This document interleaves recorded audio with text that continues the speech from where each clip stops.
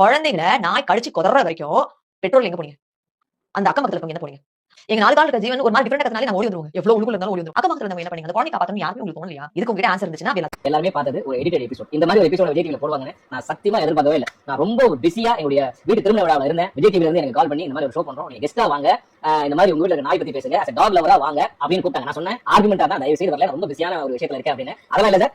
நாயா நானா இப்ப சாரி நீயா நானா இப்ப இதுதான் ஒரு பெரிய டாக் இஷ்யூவா வந்து யூடியூப்லயும் சரி எல்லா சோஷியல் மீடியாலும் போய்கிட்டு இருக்கு. எல்லாரும் பேசிட்டாங்க, இதை பத்தி நம்ம பேச வேணாம் அப்படின்னு தான் நானும் நினைச்சேன். ஆனா இந்த நீயா நானா ஷோல கோபிநாத் சார் மேல ஒரு மரியாதை இருந்துச்சு. அது ஒரு 4 மணி நேரம் நடந்த ஷோ தான். நமக்கு அதை கட் பண்ணி வெட்டி ஒட்டி ஒரு 40 நிமிஷமா நமக்கு அதை டெலிகாஸ்ட் பண்றாங்க. அதுல அம்முன்னு ஒரு ஆக்டர், ஆக்சுவலி அவங்க வந்து சின்ன திரை ஆக்டர், நிறைய கம்பேரிங் பண்ணியிருக்காங்க. இப்போ கூட அவங்க சேனல்ல ஆன்மீக பயணம் சொல்லிட்டுன்னு ஒவ்வொரு கோவிலா போயிட்டு அவங்க வந்து வீடியோ எடுத்துட்டு போட்டுட்டு இருக்காங்க. நம்ம எல்லாருக்கும் ஒரு பரிச்சயமான முகம்தான் அவங்க. அவங்க என்ன பேசியிருக்காங்க அப்படின்றது சோஷியல் மீடியால சுத்தி சுத்தி வலம் வருது. எனக்கு கோபிநாத் சார் கிட்ட ஒரே ஒரு கேள்வி மட்டும்தான் இருக்கு. அந்த ஷோல எவ்ளோ பேரு பாதிக்கப்பட்ட சைட்ல இருந்து அவ்ளோ பாயிண்ட்ஸ் எடுத்து அழகா குடுத்தாங்க. எல்லாத்துக்குமே திமிரா கால் மேல கால் போட்டு உட்காந்துட்டு பதில் சொன்னேன்.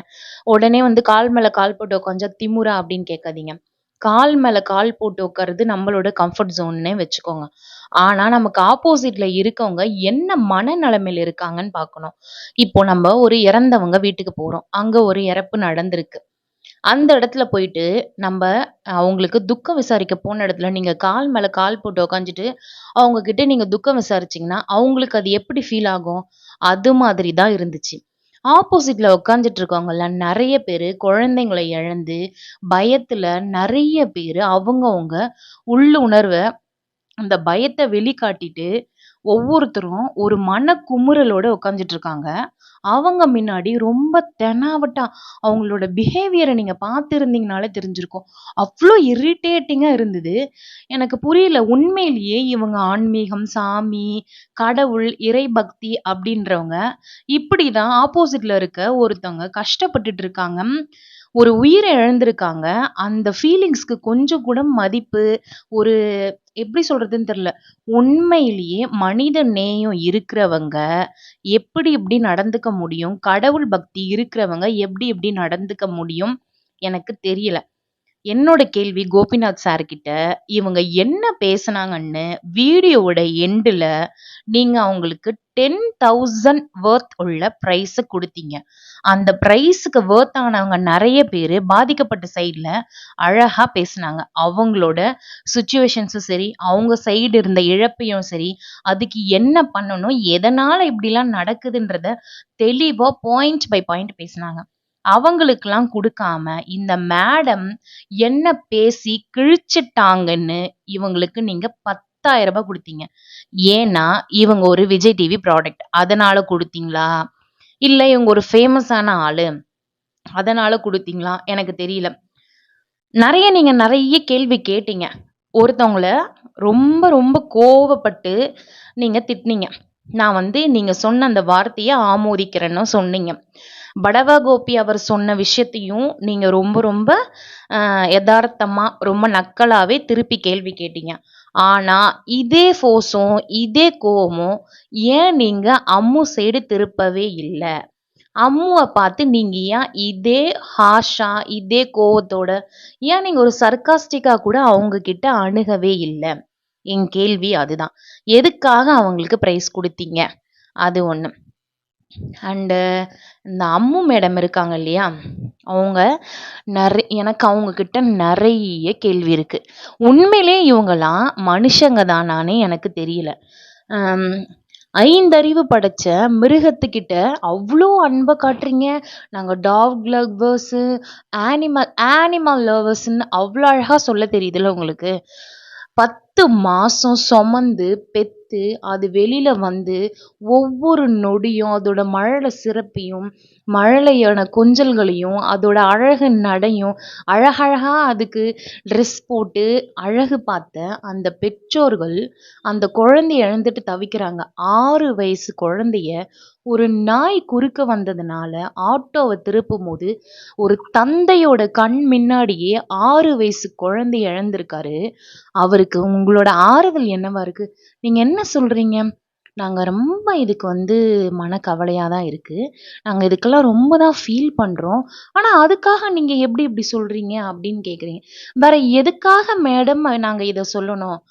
அணு அணுவா ரசிச்சு, சோறு ஊட்டி, சீராட்டி, பாராட்டி, அழகா படிக்க வச்சு, எங்களோட குல தெய்வமாவும், அவங்க வாழ்க்கைய அடுத்த கட்டத்துக்கு தூக்கி போற ஒரு கனவுகளோட இருந்த ஒரு 6 வயது மகனை இழந்து நிக்கிற ஒரு தந்தைக்கு, வேற என்ன பதில், வேற என்ன மாதிரியான கேள்விய நாங்க எங்க சைட்லருந்து கேட்கணும்னு நீங்க எங்களுக்கு சொல்லுங்க. ஒருத்தர் கேட்குறாரு. நீங்க இந்த மாதிரி வந்து போராட்டம் பண்றீங்க, புரொட்டஸ்ட் பண்றதுனால கார்ப்பரேஷனும், கவர்மெண்ட்டும் வந்து உங்கள பார்த்து பயப்படுதுன்னு கேட்குறாங்க. அதுக்கு மேடம் என்ன கேட்குறாங்கன்னா, அப்போ நாங்க என்ன வாய மூடிட்டு சும்மா இருக்கணுமா? நீங்க என்ன வேணாலும் பண்ணுவீங்கன்னு கேட்குறாங்க. உங்கள யாரு வாய மூடிட்டு சும்மா இருக்க சொன்னா? உங்களுக்கு 5 அறிவு படைத்த அந்த மிருகத்து மேல அவ்ளோ அன்பும், காதலும் இருக்குதுன்னா, அதே 6 அறிவு படைத்த குழந்தைங்க மேலயும் இதால எவ்ளோ பெரியவங்க இறந்து போயிருக்காங்க. ரீசென்ட்டா ஒரு சிஸ்டர் அவங்க அப்பாவ ஒரு ஃபாரின் நாய் வந்து அவரோட உயிர் நிலையில கடிச்சு ஹெவியா பிளட் லாஸ் ஆனதுனால இறந்து போயிட்டாரு. ஒரு நியூஸ் சேனல்ல நம்ம பார்த்திருப்போம். இப்போ அவங்க மேலலாம் ஏன் உங்களுக்கு கருணையே வரமாட்டது தெரியலையே! 5 அறிவு படைத்த மிருகத்துக்கிட்ட இருக்க கருணை உங்ககிட்ட 6 வயது கொண்ட ஒரு குழந்தைகிட்டயும் அதே மாதிரி ஒரு 45 வயது மதிக்கத்தக்க ஒரு பெரியவர்கிட்டயும் ஏன் வரமாட்டேங்குது? அவங்களுக்கும் அதே உணர்வு, அதே ரத்தம். நீங்க சாப்பிடுற அதே சாப்பாட்ட தானே சாப்பிட்டு நாங்களுமே வளர்ந்திருப்போம். எங்களுக்கும் அதே ஃபீலிங்ஸ்லாம் இருக்காதா மேடம்? நாய்ங்கள நாங்க நாங்க வந்து டாக் ஹேட்டர்ஸ் கிடையாது. ரோட்ல நாங்களும் நாய்க்கு பிஸ்கட் விப்போம், சாப்பாடு விப்போம். ஒரு சாமானிய மக்களா நான் கேள்வி கேட்கிறேன். ஏன் நான் இருக்கிற தெருவுலயே ஒரு 10 நாய் இருக்கு. அந்த நாய்க்கு நாங்க கூட பிஸ்கெட் போட்டுருக்கோம். என் குழந்தைங்க கையால கூட பிஸ்கெட்டு, சாப்பாடெல்லாம் வாங்கி போட்டுருக்கோம். ஆனா, இந்த மாரி நியூஸ நாங்க அடிக்கடி கேட்கறதுனால, உண்மையிலேயே இப்ப அந்த தெரு நாய்க்கிட்ட நாங்க நெருங்குறதுக்கே பயமா இருக்கு. அந்த ரூ. 3 பிஸ்கெட்டோ, ரூ. 10 பிஸ்கெட்டோ போடுறதுக்கு பயமா இருக்கு. என் குழந்தைங்கள வெளில அனுப்புறதுக்கே பயமா இருக்கு. 5 வயசுலயும் எனக்கு ஒரு குழந்தை இருக்காங்க. 3 வயசுலயும் ஒரு குழந்தை இருக்காங்க. இந்த மாரி இஷ்யூஸ டெய்லி நியூஸ்ல பார்க்கும்போது, எங்களுக்கு உண்மையிலேயே பயமா இருக்கு. நாங்க வந்து நாய அடிச்சு கொல்லுங்கன்னு சொல்லல. அவங்கள பாதுகாப்பான ஒரு இடத்துல வைக்கிறேன்னு தான் கவர்மெண்ட் சொல்றாங்க. ஓகே, நீங்க தயவு செஞ்சு எ எங்க குழந்தைங்க உயிரோ, இல்ல பெரியவங்க உயிரோ போது. அதுக்காக நீங்க இந்த நாய்கள வந்து நீங்க ஒரு ஷெல்டர்ல போடுங்க அப்படின்னு தானே சொல்றாங்க. இத கவர்மெண்ட் சொல்றதுக்கு நீங்க யாருங்க அவமதிக்கிறது? கவர்மெண்ட் சொல்ற எல்லா விஷயத்துக்கும் நீங்க புரொட்டஸ்ட் பண்றீங்களா? இப்ப கொஞ்ச நாளைக்கு முன்னாடி நம்மளோட துப்புரவு தொழிலாளர்கள் வந்து புரொட்டஸ்ட் பண்ணாங்க இல்லையா? அவங்களும் மனுஷங்க தானே. உங்களுக்கு அவ்ளோ அன்பு, கருணை, காருண்யம் அப்படி இப்படின்றீங்களே! அவங்க மட்டும் யாரு? அவங்க மேலலாம் உங்களுக்கு கருணையே கிடையாதா? ரோட்ல புரொட்டஸ்ட் பண்ணின்னு இருக்கிறவங்கள அடிச்சு இழுத்துட்டு போலீஸு வேன்ல ஏத்திட்டு போயி, சோறு தண்ணி இல்லாம மயக்கத்துல கிடந்தாங்களே! அந்த வீடியோலாம் எவ்ளோ ரிலீஸ் ஆச்சு. அப்பல்லாம் நீங்க எங்க மேடம் இருந்தீங்க? அப்பல்லாம் உங்களோட கருணை, காருண்யம், உங்களோட மனிதநேயம், மனிதாபிமானம் இதெல்லாம் எங்க போச்சு மேடம்? சொல்லுங்க. நீங்க அவ்ளோ மனிதநேயம் மிக்க மனிதரா இருந்தா, நாட்ல எவ்ளோ விஷயம் நடந்துச்சே! அதுக்கெல்லாம் ஏன் மேடம் நீங்க எதுக்குமே புரொட்டஸ்ட் பண்ணல? அதுக்கெல்லாம் ஏன் மேம் 10 பேர கூட்டிட்டு வந்து நடு ரோட்ல நிக்க வச்சு மீடியா முன்னாடி நின்னு நீங்க கேள்வி கேட்கல? வாயில்லா ஜீவன் சொல்றீங்களே! ஆமா மேடம். வாயில்லா ஜீவன் தான். அந்த ஜீவன நாங்களுமே ஒரு உயிரா தான் மதிக்கிறோம். ஆனா, அந்த ஜீவன விட முக்கியமானது மனித உயிர் இல்லையா? 10 மாசம் சுமந்து, பெத்து, வளர்த்து, நம்மளோட வாழ்க்கையே இவங்க தான். அணு அணுவா ரசிச்ச குழந்தைங்கள நம்ம இழக்கும்போது, குழந்தைங்கள விட நாய் முக்கியமா? நீங்க சொல்லுங்க. அ. நீங்க தான் சொல்லுங்க மேடம். உங்களுக்கு ஒரு 2 வயசுல பையன் இருக்கான்னு வச்சுக்கோங்க. அந்த 2 வயசு பையன 4 நாய்ங்க சேர்ந்து நீங்க ஒரு பார்க்ல விளையாடிட்டு இருக்கீங்க. அந்த குழந்தைய தள்ளி ஒரு 10 அடி நீங்க தள்ளி போய் ஏதோ ஒண்ணு எடுக்கிறதுக்காக போறீங்கன்னு வச்சுக்கோங்க. அந்த பார்க்ல இருக்க 4 நாய் உங்க குழந்தைய கொதறி போட்டுச்சுன்னா, நீங்க அப்ப இந்த மாரி வந்து பேசுவீங்களா? நாய்ங்களுக்கு என்ன தெரியும்? 5 அறிவு இருக்கிற நாயி, நாய்ங்களுக்கு கவுன்சிலிங் குடுக்கணும். நாய் இப்படி கொலைச்சா பசிக்காக கொலைக்குது. இப்படி கொலைச்சா வெறி வெறி புடிச்சு கொலைக்குதுன்னு நீங்க கிளாஸ் எடுக்கிறீங்களா மேடம்? நீயா நானால?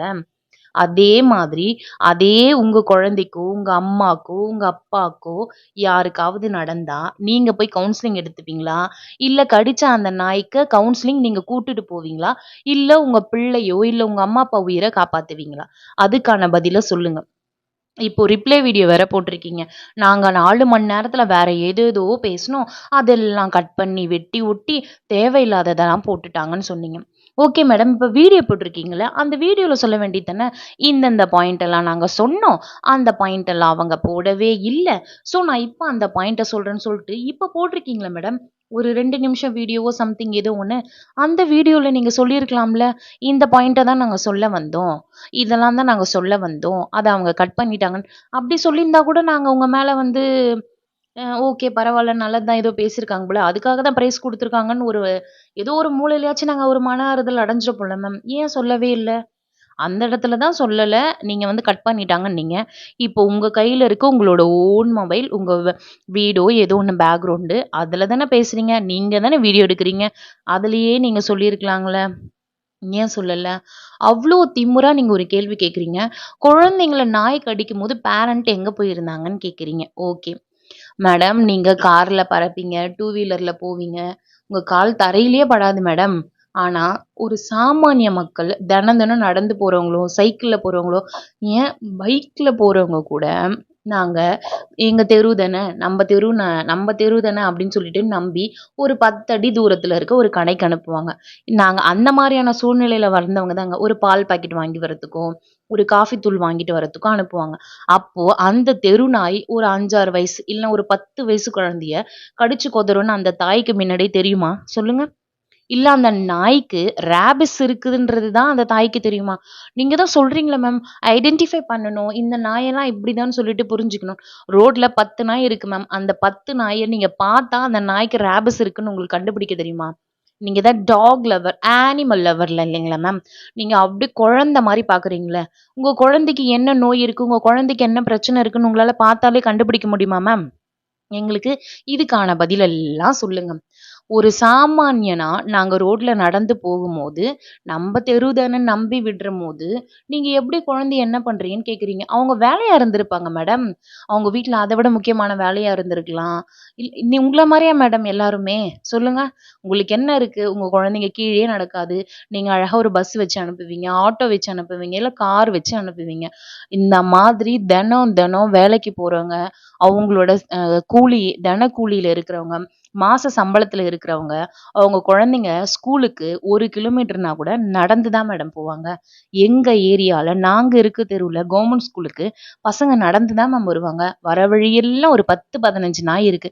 அதுக்காக வேலையெல்லாம் விட்டுட்டு, அவங்க அம்மாவும், அப்பாவும் நாய் கடிக்குது, நாய் கடிக்குதுன்னு சொல்லிட்டு தினம் தினம் கூட்டிட்டு வந்து விட்டுட்டு போனா, அவங்களுக்கு மாசம் யாரு மேம் சோறு போடுவா? அவங்க பிள்ளைங்கள யாரு மேம் படிக்க வைப்பா?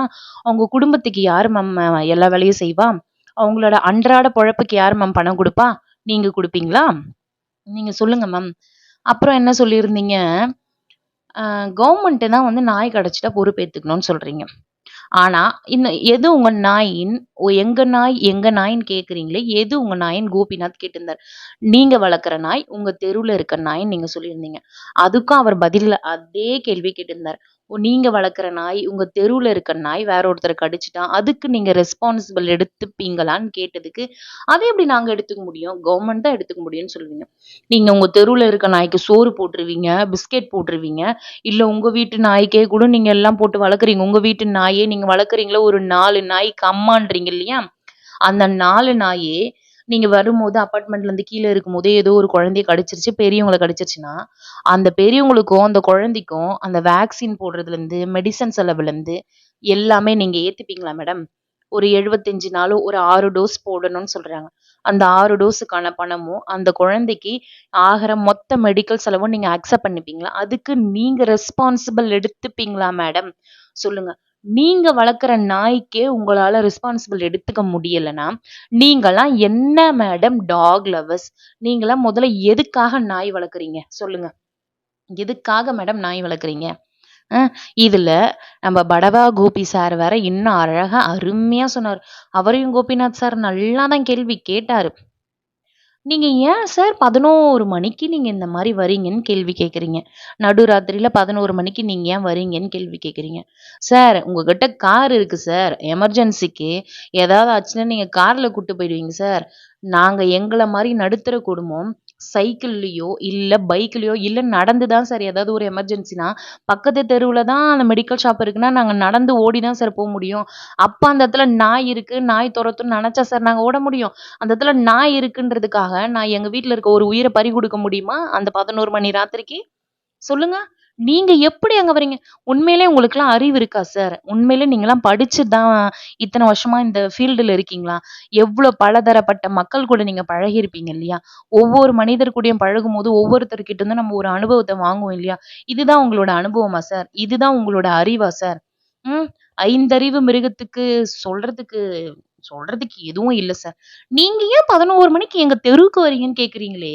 உங்க காம்பவுண்ட தாண்டி வந்தா தான் சார் கேள்வி கேட்கணும். தெரு வந்து பொது தெரு சார். அந்த தெருவுக்கு வரக்கூடாதுன்னு நீங்க எப்படி சொல்லுவீங்க? ஒரு நாய் இருக்குதுன்றதால அந்த நாய்க்கு பயந்துகிட்டு, எங்க வீட்ல ஒரு உயிர் ஊசலாடின்னு இருக்கும்போது, அந்த நாய்க்காக பயந்துட்டு நாங்க வராம இருக்கணுமா? அப்ப கூட இந்த நாய வந்து புடிச்சிட்டு போங்கன்னு சொல்ல மாட்டீங்க. நாங்க எமர்ஜென்சி டைம்ல கூட வெளில வரக்கூடாதுன்னு எங்கள தான் சொல்வீங்க. நல்லா இருக்கு சார் உங்க நியாயம். நல்லா இருக்கு உங்க நியாயம். படவா கோபி சார், இத்தன வயதாகுது. என்ன சொல்றது? நீங்க நாய் வளர்க்குறீங்க, எல்லாம் சரிதான். அத விட முக்கியம் மனுஷ உயிர் இல்லைங்களா? அத விட முக்கியம் இந்த குழந்தைங்க உயிர் இல்லைங்களா? என்ன சார் உங்க நியாயம்? வாங்க சார், வாங்க சார். நீங்க எல்லாம் இந்த காரணம் அந்த மொத்த பச்சீதா அறிவாளியும் தமிழ்நாட்டுல தான் இருக்கிறான்ற மாரி, அம்மு, நீங்க இந்த டாக் லவர்ஸ்லாம் இந்த பக்கம் இருந்து கேள்வி கேட்கிறீங்க பாருங்க. உங்க வீட்ல நடக்கும்போது தான் சார் தெரியும். உங்களுக்கு அந்த ராபிஸோட உங்களுக்கோட அதோட இது புரியல சார். உங்களுக்கு புரிஞ்சிருச்சுன்னா, மொதல்ல நீங்க கடி வாங்கணும். உங்க ஒய்ஃப் கடி வாங்கணும். அதுக்கப்புறம் அம்மு அவங்க கடி வாங்கணும். கடி வாங்கி நீங்க உங்களுக்கு அந்த வலிய அனுபவிக்கும்போது தான் தெரியும். ஒரு சின்ன எக்ஸாம்பிளோட சொல்றேனே, நம்ம வீட்ல நடந்து வந்துட்டே இருக்கோம். நம்ம வீட்டு கதவு இருக்கு இல்லைங்களா? அந்த கதவு எட்ஜ்ல நம்மளோட சுண்டு விரல் ஜஸ்ட் இப்படி பட்டுருச்சுன்னா, அந்த வலி எப்படி இருக்கும்னு தெரியுமா உங்களுக்கு? எத்தன பேர் அந்த வலிய அனுபவிச்சிருப்போம். அந்த சின்ன வலியவே நமக்கு கொஞ்சம் 2, 3 நாளைக்கு இருக்கும். தாங்க முடியாது. ஒரு நாய்க்கடி எப்படி தெரியுமா சார் வலிக்கும்? ம். ஒரு வீடியோ கிளிப் பார்த்தேன். ஒரு 2 வயசு குழந்தைய 4 நாய்ங்க பார்க்ல இருக்கும்போது, தன்னோட தாத்தா கண் முன்னாடியே கொதறி எடுத்திருக்குங்க. இது கொஞ்ச நாளைக்கு முன்னாடி நடந்த நியூஸ் தான். ஆனா, அந்த வீடியோவ என்னால பார்க்க கூட முடியல. இதுல என்னால அட்டாச் பண்ண கூட முடியாது. ஏன்னா, அது ஒரு வயலன்ஸ் கன்டென்ட்ன்னு சொல்லிடுவாங்களோன்னு எனக்கு அவ்ளோ வேதனையா இருக்கு. அந்த குழந்தைக்கு தலை, உயிர்நல, தொடை, கண் இமை மேல இருக்க அந்த சதம் மொதக்கொண்டு கிழிஞ்சு போயி, பிளாஸ்டிக் சர்ஜரி பண்ணியிருக்காங்க. ஒரு 2 வயசு குழந்தை. தோலு, உடம்புன்னு ஒரு இடம் இல்லாம, சதையெல்லாம் அப்படியே அக்கக்கா பிஞ்சு வந்திருக்கு. அந்த குழந்தைக்கு தெரியுமா அந்த நாய் கடிக்கும், இப்படி கடிக்கும்னு. அந்த தாத்தாக்கு தெரியுமா? திரும்பி 10 அடி தூரத்துல இருக்க குழந்தை தண்ணி கேட்டதுன்னு தண்ணி எடுக்க போன கேப்ல 4 நாய்ங்க 2 வயசு குழந்தைய போட்டு கொதறி வச்சிருக்குங்க. அந்த வீடியோவ என்னால அட்டாச் பண்ண கூட முடியல. ஒரு 5 வயசு குழந்தைக்கு தாயா என்னால அத பார்த்து கதர்றேன் நானு. என்னால முடியல. ஆனா அந்த தாய் அத வீடியோ எடுத்து போட்டு எல்லாருக்கும் ஷேர் பண்ணுங்க. தயவு செஞ்சு இத பத்தின அவேர்னஸ் கவர்மெண்ட்டுக்கு கொண்டு போங்கன்னு சொன்னாங்க. அப்படி சொல்லியும் அந்த வீடியோவ என்னால ஷேர் பண்ண முடியல. அவ்ளோ வேதனை வலிக்குது அந்த வீடியோவ பார்க்க முடியல. உண்மையிலேயே நீங்கலாம் மனுஷ ஜென்மங்க தானா? உங்களுக்கெல்லாம் வலின்னு ஒண்ணு இருக்குமா? இருக்காதா? உங்களுக்கே அடிபட்டா உங்களுக்கெல்லாம் வலிக்கும் தானே? அந்த வலிய நீங்க உணருவீங்களா? உணர மாட்டீங்களா? இல்ல அடுத்தவனுக்கு தானே வலிக்குதுன்னு இருப்பீங்களா? எனக்கு தெரியல சார். உண்மையிலே எனக்கு தெரியல. எனக்கு உண்மையிலே தெரியல. நீங்கலாம் மனுஷங்க தானா? இல்ல வேற ஏதாவது ஜந்துக்களான்னு எனக்கு தெரியல. அங்க ஆப்போசிட்ல ஒருத்தரு 6 வயசு குழந்தைய கதற விட்டுட்டு, துடிக்க தவிக்க விட்டுட்டு கண்ணு முன்னாடி அப்படி கதறிட்டு இருக்காரு. ஒருத்தர் அவரோட குழந்தைய நாய் கடிச்சு 75 நாள்ல குழந்தை தலைவலின்னு காலையில சொன்ன குழந்தை, மறுநாள் அந்த குழந்தை இல்ல. அதெல்லாம் எவ்ளோ வேதனை தெரியுமா? தான் கண்ணு முன்னாடியே குழந்தை சாக போகுதுன்னு முன்னாடியே தெரிஞ்ச ஒரு தகப்பனுக்கும் அம்மாக்கும் அந்த வேதனையெல்லாம் அனுபவிச்சா மட்டும்தான் அது தெரியும். அனுபவிக்கணும்னு கூட அவசியம் இல்லை சார். கொஞ்சமாச்சு மனசுல மனிதாபிமானம், இந்த கடவுளை பத்தி பேசிக்கிட்டு திரியிறாங்களே, எனக்கு உண்மையிலே தெரியல. இவங்களாம் உண்மையிலே எந்த இதுல கடவுளை கும்பிடுறாங்கன்னு தெரியல. கொஞ்சம் கூட 5 அறிவு மிருகத்து மேல இருக்க அன்பு, 6 அறிவு மனுஷங்க மேல இல்லையே இவங்களுக்கெல்லாம். இவங்களெல்லாம் என்ன சொல்றதுன்னு எனக்கு தெரியல. மக்களே, இந்த மாதிரியான மக்கள் கிட்ட நம்ம விவாதம் பண்றத விட, நாம தான் இறங்கி நமக்காக போராடணும். இவங்க சொல்றாங்க பாருங்க, ஷெல்டர் வச்சு குடுங்க. அந்த நாய் செத்து போச்சுன்னா எடுக்கிறதுக்கு ஆள் வைக்க சொல்லுங்க கவர்மெண்ட்ல. ஏன் கவர்மெண்ட்ல நான் வைக்கணும்? நீ தானே டாக் லவ்வரா இருக்க. நீ வளர்க்குற நாயோட ஷிட்ட நீ எடுத்து போடு. எதுக்கு ரோட்ல மேய விடுற? நீ உன் நாய் கக்கா போறதுக்கு ரோட்ல எடுத்துன்னு வந்து நீ வந்து வாக்கிங் போறன்னு எடுத்துன்னு வந்து விடுறியே. நீ வளர்க்குற, நீ புள்ளன்னு சொல்ற அந்த 4 நாயோட கக்காவை நீ முதல்ல எடு. அதுக்கப்புறம் நீ வளர்க்குற நாய்க்கும் எங்கேயோ இருக்கிற தெரு நாய்க்கே உனக்கு அவ்வளோ கோவம் வந்து நீ ரோட்ல வந்து போராட வரனா, தன்னோட சொந்த பிள்ளைய இழந்துட்டு இருக்கிற இவங்க வந்து போராடக்கூடாதா? நீங்க எப்படி சொல்லலாம்? நீங்க எப்படி சொல்லலாம்ன்னு கேக்குறீங்களே. நாங்க தான் சொல்லுவோம். நாங்க தான் வந்து போராடுவோம். எங்களுக்கு நாய் வேணான்னு நாங்க சொல்றது, நாய்ங்கள சாவடிக்க சொல்லி இல்ல. நாயால எங்க உயிர், எங்க குழந்தைங்க உயிர் போகுது. அதனால நாய்கள கட்டுப்படுத்தணும். நாங்க ஷெல்டர்ல வைக்கணும்னு தான் நாங்க சொல்றோமே தவிர, நாய்கள கொலை பண்ணணும், கருணை கொலை பண்ணணும்னு நீங்க சொல்லலாம். ஆனா நீங்க எங்க உயிரே போகுதுன்னு சொன்ன பிறகும், அத பத்தி கொஞ்சம் கூட கன்சிடர் பண்ணாம திமிரா அவ்ளோ தெனாவட்டா பேசிக்கிட்டு இருக்கீங்க. அ உங்களலாம் என்ன சொல்றதுன்னு தெரியல. மக்களே, இதுல இந்த அம்மா வேற சைக்காலஜி படிச்சிருக்காங்களா, கவுன்சிலிங் வேற குடுக்குறாங்களாம். இந்த அம்மா கிட்டலாம் யாரு தான் கவுன்சிலிங் போவாங்கன்னே எனக்கு தெரியல. மக்களே, நாம தான் நம்ம வீட்ல இருக்க பிள்ளைங்களையும், பெரியவங்களும் நாம தான் பார்த்து போணும். நானும் ஒரு வொர்க்கிங் வுமன் தான். என்னோட ஆஃபீஸ் பக்கத்துல இருக்கிறதுனால வாக்கபிள்ல டெய்லி நடந்து போயிட்டு தான் வரேன். நான் போற ரூட்லயே 10 நாய்ங்க ரோட்ல இருக்கு. நானே இந்த வயசுல பயந்து பயந்து ஓரமா தான் போய்க்கிட்டு இருக்கேன். அதே தெருவுல குழந்தைங்க ஸ்கூலுக்கு போகுதுங்க, வருதுங்க. ஒவ்வொரு நாளும் எனக்கு பயமா இருக்கு என் பிள்ளைய வீட்ல விட்டுட்டு போறதுக்கு. இன்னைக்கு நடக்கிற இந்த சம்பவத்தெல்லாம் பார்க்கறதுக்கே.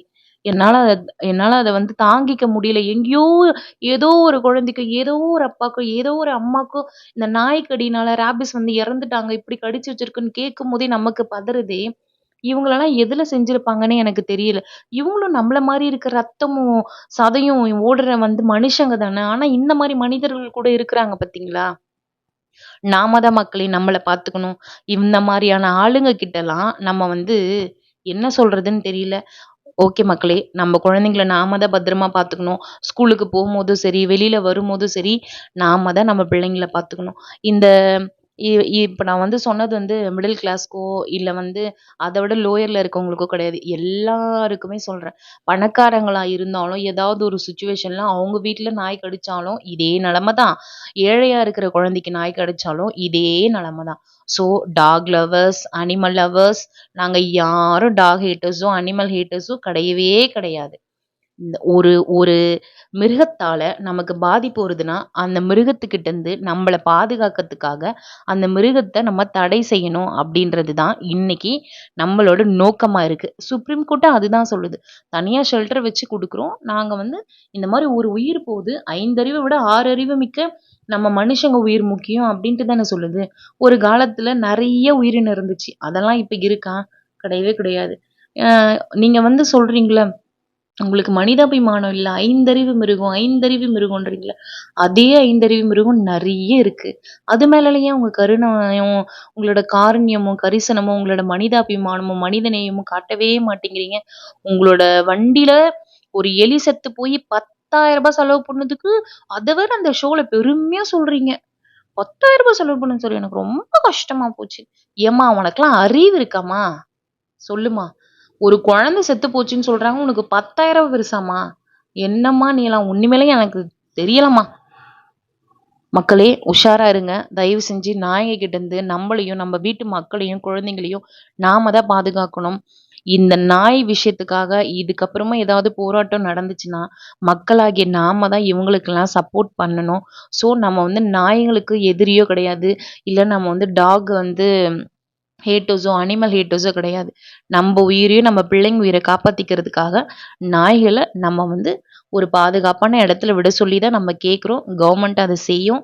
தயவு செஞ்சு இந்த டாக் லவர்ஸ் அனிமல் லவர்ஸ்லாம் வாயை பொத்திக்கிட்டு இருங்க. உங்க வீட்ல நடக்கும்போது தான் உங்களுக்கு தெரியும். கவர்மெண்ட் சொல்ற எல்லா விஷயத்துக்கும் நீங்க வந்து போராடிடுறீங்களா? இல்ல. இதுக்கு மட்டும் எங்கேருந்து வரீங்க? புரியலையே எனக்கு. அப்படி உங்களுக்கு அவ்ளோ மனிதாபிமானம் அது இது இருந்துச்சுன்னா, நாட்டுல எவ்ளோ புரொட்டஸ்ட்